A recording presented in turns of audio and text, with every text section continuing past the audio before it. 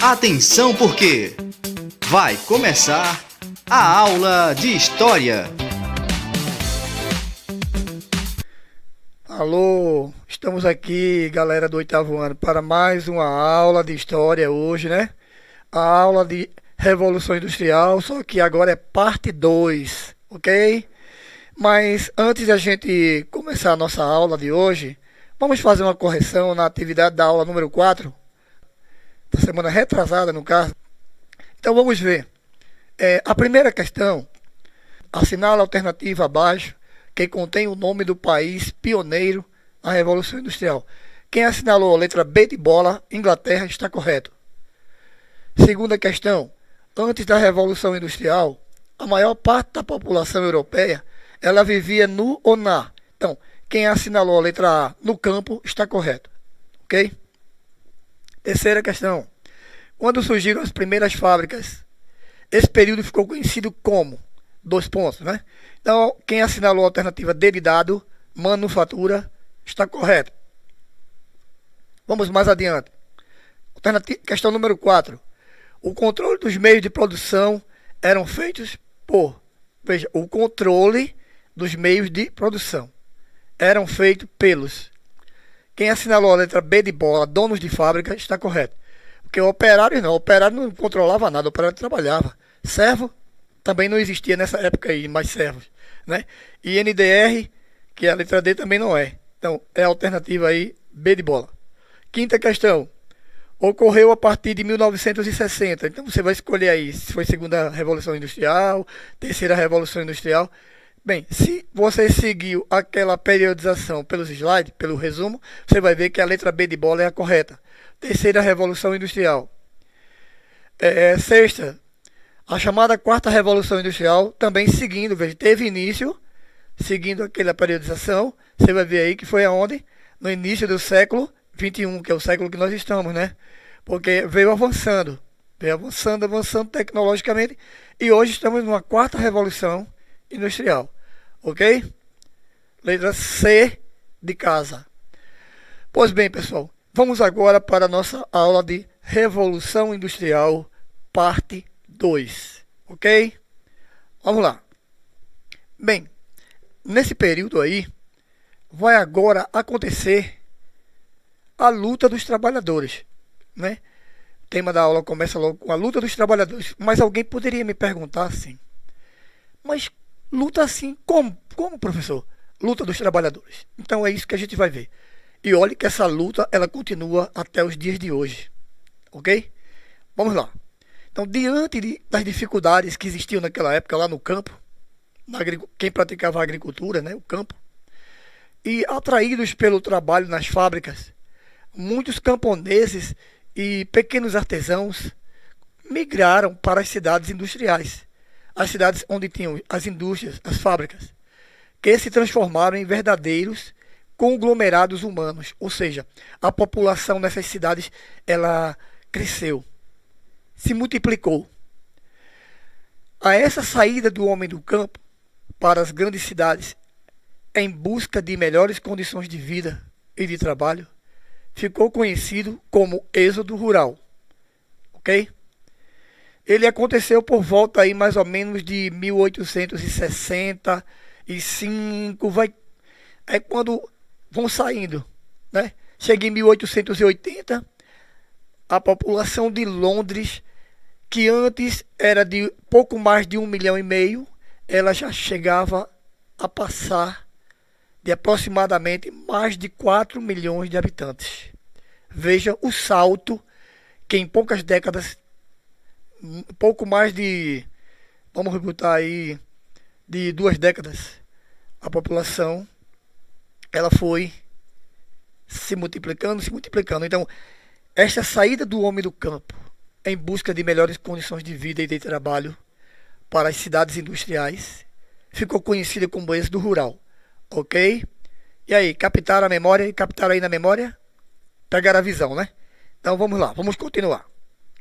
Então, dentro desse assunto da luta dos trabalhadores, vocês podem ver aí, os trabalhadores, todos eles reunidos, estavam aí nesse momento reivindicando alguns direitos que faltavam a eles, né? Então esse aglomerado de gente aí eram trabalhadores. Observe que aí tem crianças, tem adolescentes, aí tem adultos, né? Está misturado.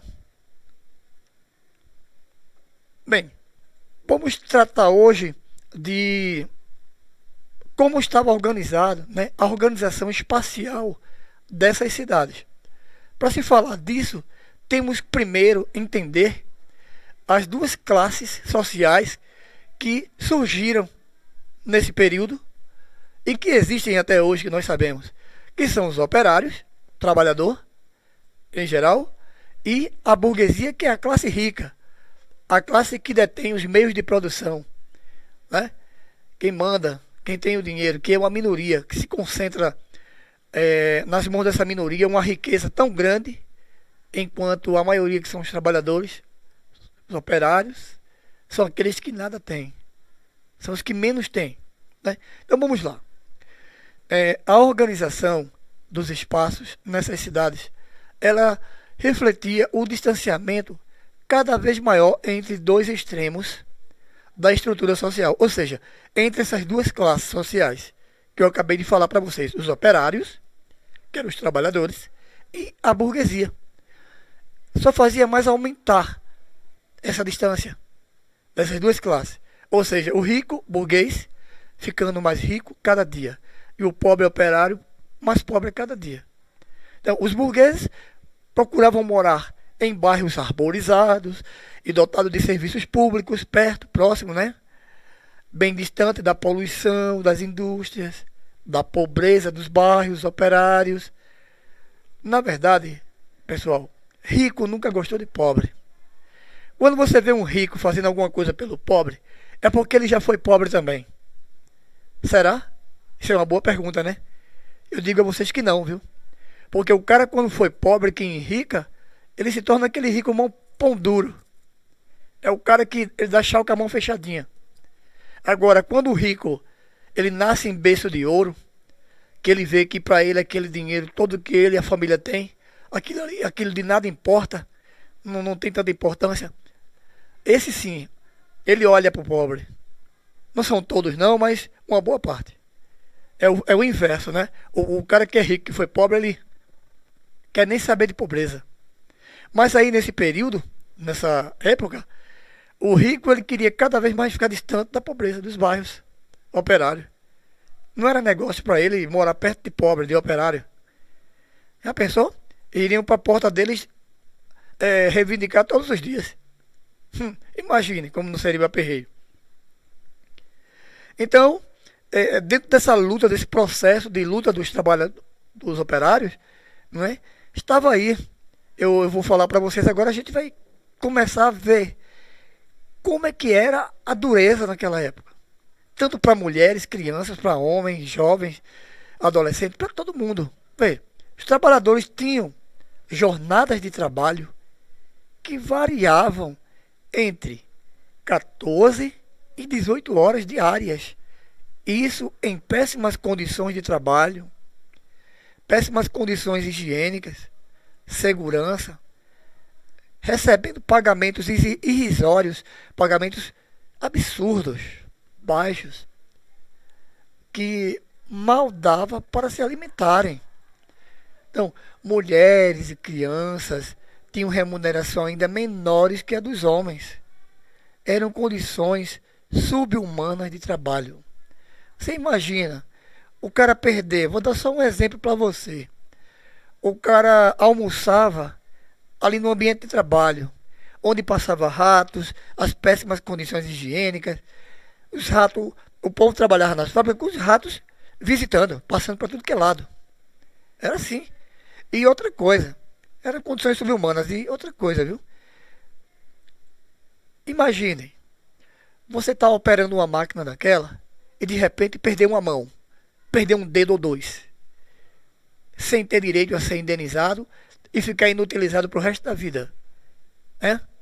Eles dispensavam logo o trabalhador, que ele não queria o cara faltando uma mão, um braço ou uns dedos.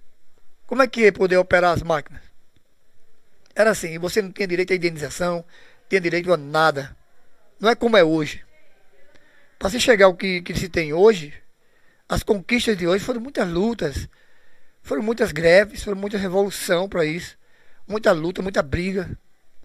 Briga no, seja fazendo movimentos sociais, populares, como nos tribunais, para se chegar ao que o trabalhador conquistou hoje.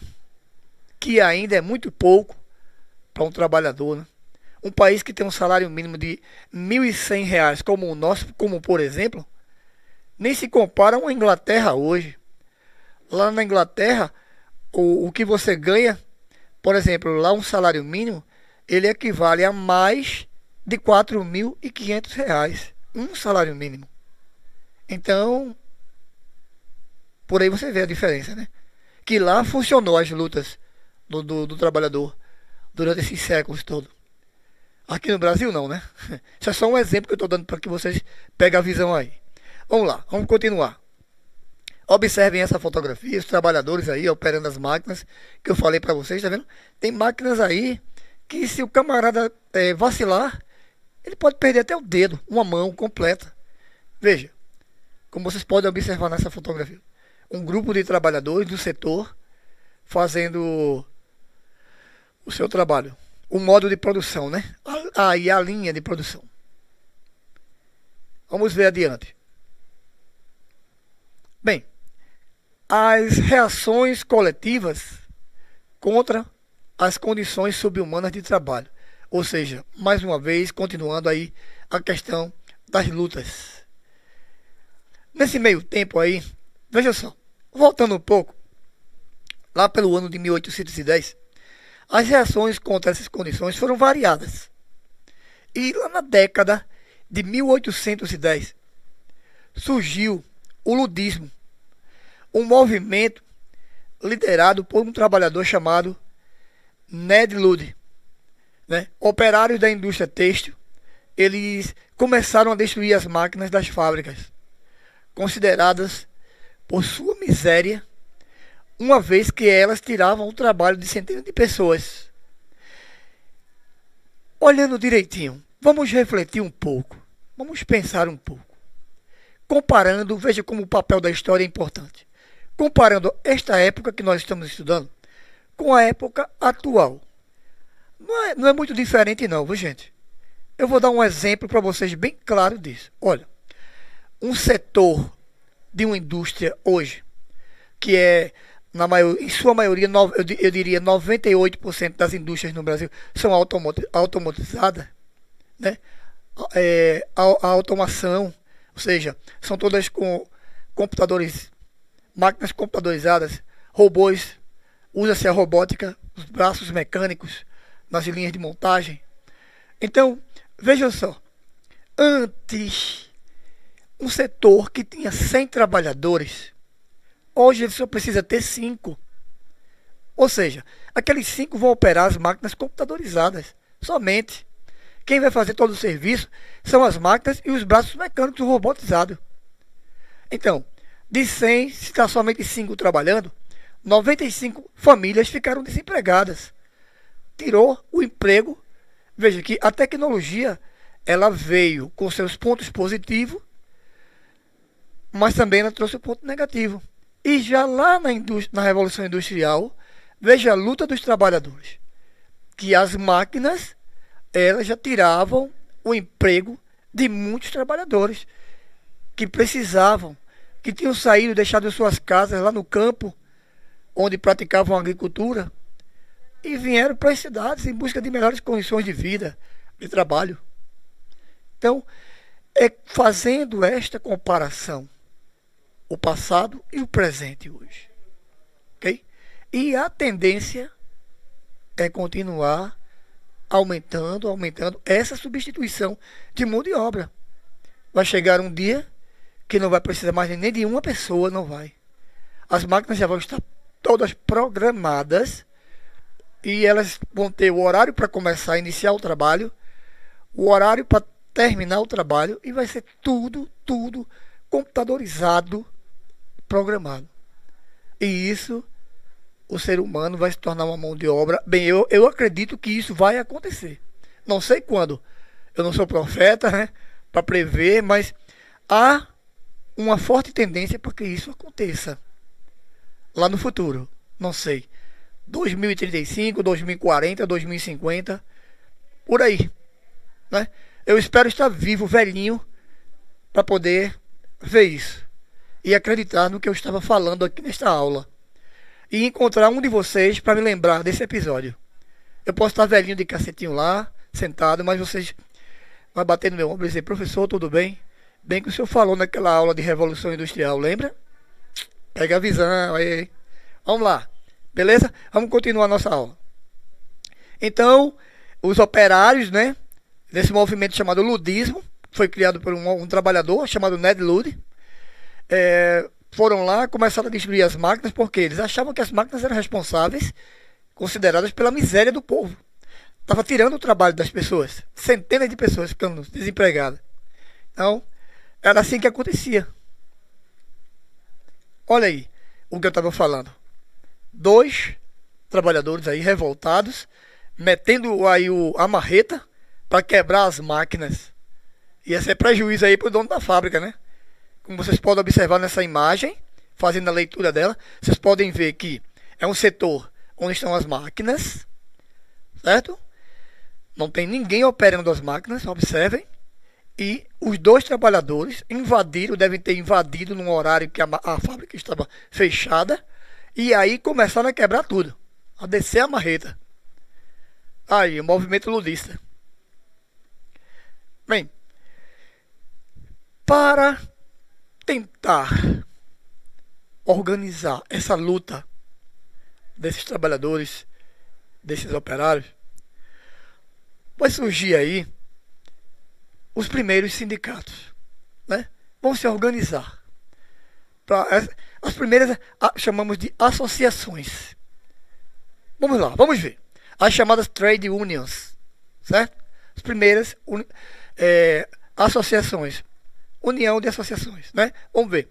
Surgiram no mesmo período que o movimento ludista.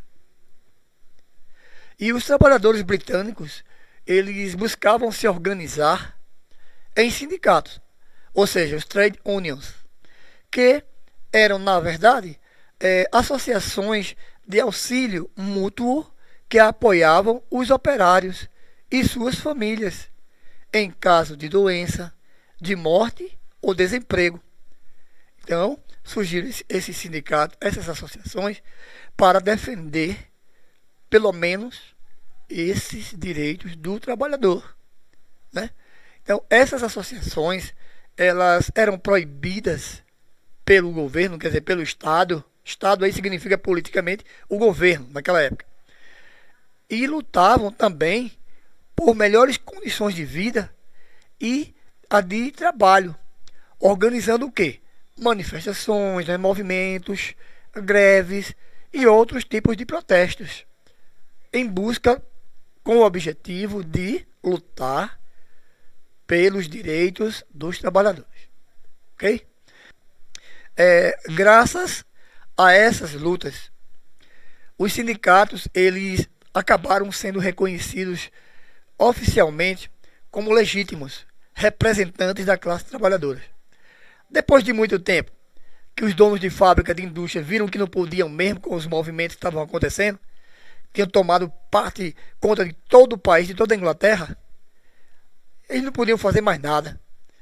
Espalhou-se como rastilho de pólvora. Então os sindicatos surgiram em tudo que é lugar para defender os trabalhadores. Então só tinha uma coisa a fazer: reconhecerem eles oficialmente como detentores legítimos e representantes da classe trabalhadora.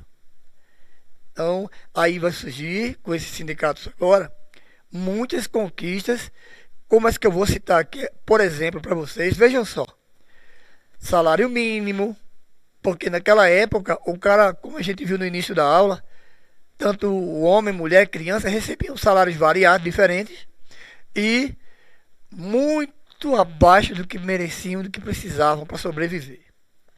Então, com os sindicatos agora se estipulou-se, né, naquela época, um teto mínimo para que o trabalhador pudesse receber, ter condições de sobreviver, né? Como é hoje, o mínimo, já está dizendo, o salário mínimo é o mínimo que a Constituição legitima lá, né? Está legalizado. Lugar nenhum pode pagar ao trabalhador menos de um salário mínimo. Ele tem que assinar a carteira e pagar o salário mínimo. Ele é obrigado. Outra conquista, além do salário mínimo, a redução da jornada de trabalho. Veja, antes que era de 14 a 18 horas, com os sindicatos, foi gradativamente, por exemplo, começou a jornada de 14 a 16. Depois ela foi descendo para 12 até 14. E depois ela foi descendo e ficou em 12 horas diárias, né? Naquele período lá, naquela época. Então, ainda era muito, né? Um trabalhador passar 12 horas trabalhando. Imagina, 12 horas em pé numa fábrica, numa máquina, operando uma máquina daquela. Imagina como as pernas do cara no final do dia, como que não fica, né? Se o homem já sente o cansaço, quanto mais mulheres e crianças, né? Trabalhando nesse período aí. Outra coisa, o direito à assistência social, como eu falei para vocês, o cara podia perder um dedo, uma mão, não tinha direito, ficava doente, não tinha direito a receber, por exemplo, não ter um descanso semanal, um repouso semanal remunerado. O cara não tinha direito a um atestado médico para levar para o trabalho, para dizer que estava doente, não existia nada disso. Os sindicatos, quando surgiu, eles já começaram a organizar as coisas. Também tem o direito à aposentadoria agora, o repouso semanal remunerado, né, que compõe hoje a legislação trabalhista de muitos países, né? Então, muitos países já têm na sua legislação tudo isso que eu falei para vocês: salário mínimo, redução de jornada de trabalho, a assistência social, a aposentadoria, repouso semanal remunerado. Então, tudo isso já faz parte da legislação trabalhista de muitos países europeus e aqui na América Latina também, e na América do Sul. Ok? Adiante aqui, tem algumas conquistas que eu vou citar para vocês. Vocês podem observar aí na aula, no slide. Conquistas trabalhistas. Vamos ver. Em 1825, o trabalhador ele já conquista o direito à greve. Isso, que antes não tinha, né? Isso lá na Inglaterra, ok? Em 1833, a proibição do trabalho para menores, o sindicato bateram em cima, para menores de 9 anos, lá na Inglaterra, porque o menor de 7 anos já trabalhava. Veja, uma criança com 7 anos trabalhando. Então, foi proibido o trabalho para o menor de 9 anos, lá na Inglaterra. Como a Revolução Industrial ela aconteceu no primeiro momento que a gente viu na Inglaterra, depois ela foi se espalhando pela Europa, atingiu os Estados Unidos, atingiu o Japão, né? Como ela atingiu depois da Inglaterra toda a Europa, ela chega na França, chega na Alemanha também. Na França, em 1841, diante dessas conquistas, houve a proibição do trabalho para menores de 8 anos, lá na França. Em 1847, houve uma limitação agora de 10 horas de trabalho para mulheres e crianças na Inglaterra, porque, como a gente viu, foi baixando. 18, 16, 14, 12. Agora, 10 horas de trabalho para mulher e criança. Mas para os homens continuava 12 horas de trabalho. E até aqueles que chegavam até 14 horas, mesmo com a legislação. Em 1850, houve também uma limitação, né? Agora, veja, 3 anos depois, vai se conseguir, através dos sindicatos, mais uma conquista, que se limitasse, não mais 12, nem 14, para 10 horas de trabalho para todos. Mulher, crianças, adultos, homens, o que fosse. Lá na Inglaterra. Em 1871, 21 anos depois, houve o reconhecimento dos sindicatos definitivamente na Inglaterra. Oficialmente. Em 1883, lá na Alemanha, a criação do seguro de doenças na Alemanha. Em 1884, a criação do seguro de acidentes de trabalho na Alemanha. Enquanto na Inglaterra ainda não tinha, mas tinha na Alemanha. Em 1884, nesse mesmo ano, houve o reconhecimento dos sindicatos também na França. Em 1889, a criação do seguro de velhice e invalidez na Alemanha. Na Inglaterra e na França ainda não existia. Depois, em 1800, 10 anos depois, 1898, a legislação sobre acidentes de trabalho. Ela foi posta em prática na França e na Alemanha. Ok? Veja que foi progredindo. Aí vai surgir agora as ideias contrárias ao capitalismo. Durante o século XIX, as lutas dos trabalhadores contra o capitalismo inspiraram diversas correntes de pensamentos que vão surgir nessa época, defendendo a criação de uma sociedade mais justa, sem desigualdades e miséria. E podemos destacar entre elas o socialismo utópico, socialismo marxista ou científico e o anarquismo. O socialismo utópico vem de utopia, né? Um grande escritor chamado Thomas More, escritor inglês, criou um poema criou uma obra chamada Utopia, aquilo que não existe. Então, eles se basearam nisso, os socialistas utópicos criaram essa corrente. Vamos ver um pouco sobre cada uma. Eu vou ver aqui o primeiro, socialismo utópico. Socialismo utópico. Então, essa corrente de pensamento, ela defendia uma sociedade livre de desigualdades sociais. Uma sociedade que não houvesse ninguém pobre nem rico. Fosse todo mundo igual. Defendia igualdade. Seus principais representantes foram Saint-Simon, vamos reduzir, o nome é grande, mas vamos lá. Claude Saint-Simon, Louis Blanc, Charles Fourier e Robert Owen. E também o Pierre-Joseph Proudhon. Tá? Então foram os principais fundadores dessa corrente. O principal, o cara que... Vamos lá. Enfim, todas as propostas do socialismo utópico fracassaram. E a maioria delas nem chegaram a serem testadas.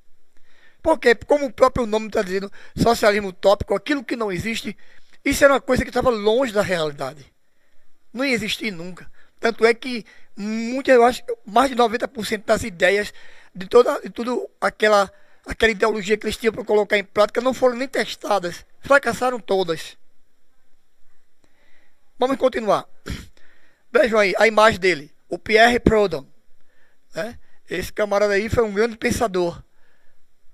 Ok? Fundador. Um dos fundadores, o principal fundador da corrente utópica. Vamos lá. Socialismo agora científico ou marxista. Esse aí, pessoal, veja só.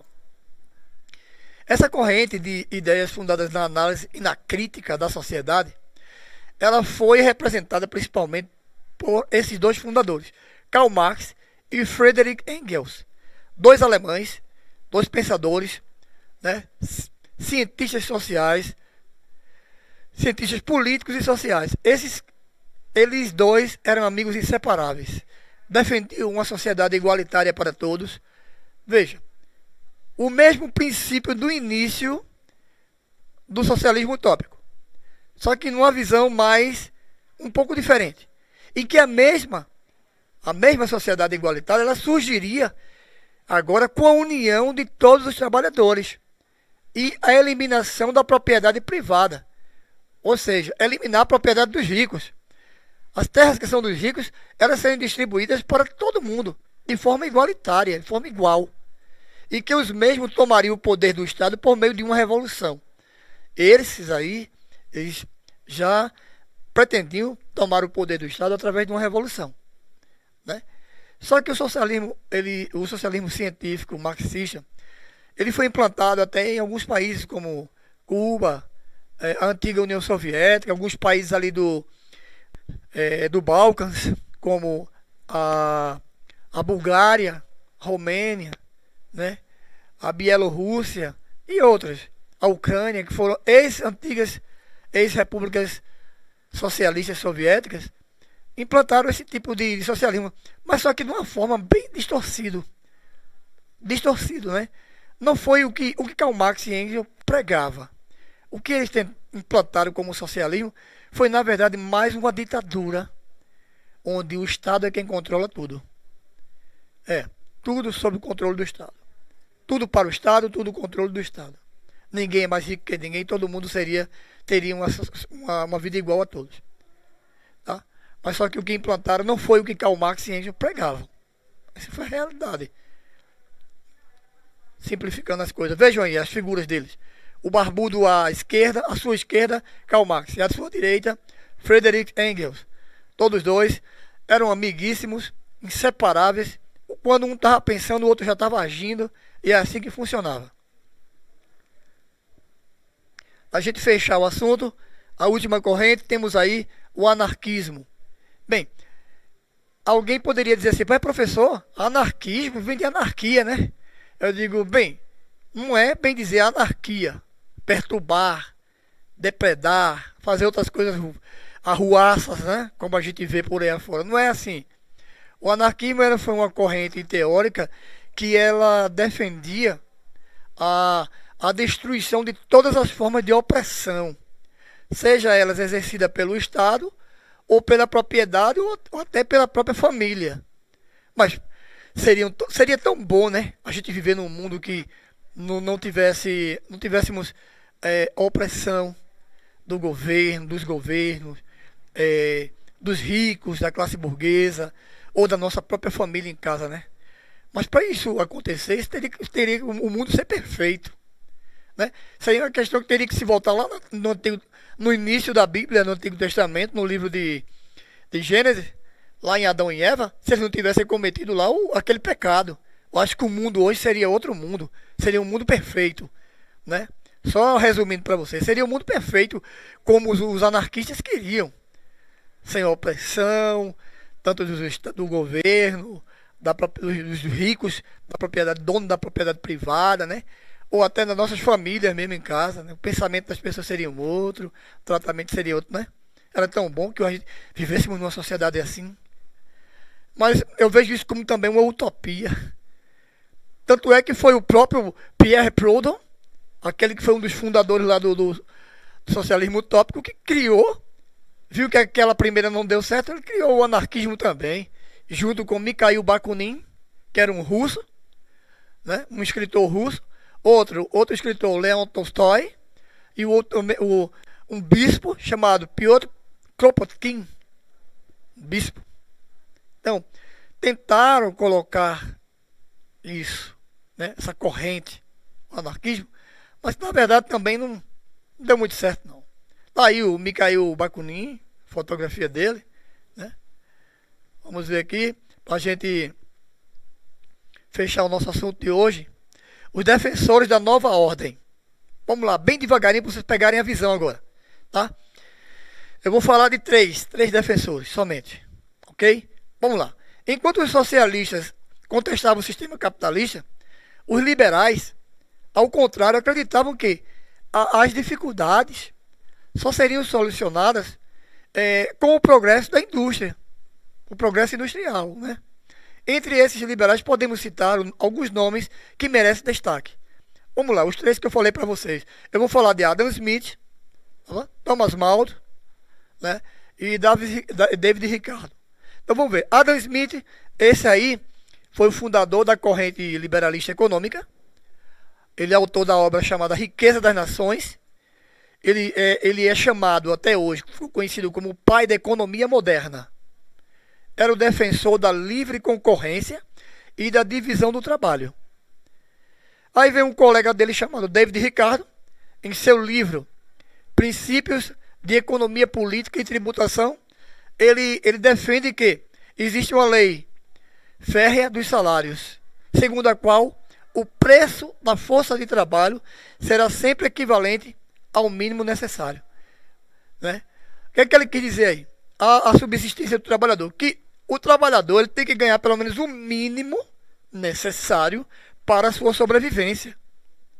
É aquela questão que os sindicatos defendiam, o salário mínimo.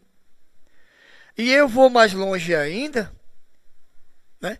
Quando ele fala o mínimo equivalente ao mínimo para a sua sobrevivência, ao trabalhador sobreviver, que era o que muitos donos de fábricas e de indústrias naquela época não queriam pagar, queriam a mão de obra barata, em abundância, que era muita gente querendo trabalhar, mas que eles queriam pagar um salário que não condizia com a realidade, não correspondia. Tá? Já Thomas Malthus, esse aí, ele pensando que o crescimento da população superaria a produção de alimentos, ele propôs limitar a assistência aos pobres para conter o aumento da população, né? O aumento populacional. Esse cara afirmava uma coisa que era... Olha o que ele dizia, gente. Existia as fontes de geométricas, né? E aritméticas. Ou seja, a população estava se multiplicava que nem, vamos dizer assim, desculpa a expressão que eu vou utilizar, a população naquela época se multiplicava igual a rato, de muito, enquanto as fontes de alimentos, elas cresciam para baixo, diminuíam. Então ele acreditava que tinha que haver um controle da natalidade. Então ele defendia que tinha que limitar essa assistência aos pobres e conter o aumento populacional. Quer dizer, era mais um que defendia o lado burguês, né? O lado dos ricos. Era isso. Na verdade era isso. Ter o controle da população. Por quê? Naquela época, essa teoria era absurda. Mas hoje não. Hoje eu posso dizer que ele falou uma coisa que, se fosse falada hoje, teria sentido. Porque a população mundial já vai passando dos 8 bilhões de habitantes. Pode chegar um dia que você não vai ter nem meio metro para disputar, para andar. Você vai ser tanta gente andando perto de você que você não vai conseguir se locomover direito. Se a população ela vai se multiplicando do jeito que vai aí, né? Se bem que com a pandemia também morreu muita gente. Mas ainda a proporção de pessoas que nascem a cada dia ainda é maior do que as que morrem. Então é isso que vai cumprindo. Então se não houver um controle de natalidade, mas planejado, de maneira que não venha a prejudicar a classe mais desassistida, que é a classe pobre, eu concordo. Se der condições para que o pobre ele possa se manter, viver dignamente, isso sim. Aí eu concordo com o controle da população. Mas se não faz nada pelo pobre, só tira do pobre, só no pobre, né? Quando é que vai ser para eles? Né? Quando é que vai ser no bolso deles? Me parece que nunca, né? Então, essa questão que eu estou falando para vocês aqui, isso já vem acontecendo, isso é histórico. Isso vem acontecendo desde lá. Ok? Então, gente, eu agradeço a todos, a participação de vocês, tá? Que estão aí assistindo a minha aula. Vejo vocês na próxima aula. Quero adiantar para vocês que no dia 23 vai ser a nossa avaliação de história. Vocês estudem os resumos, tá certo? Da aula número 1, da aula número 2, aula 3, aula 4 e aula 5. Peguem os resumos, dá uma olhada também nas atividades, que vai ajudar vocês, ok? Pega essa visão aí e até a próxima. Um abraço a todos.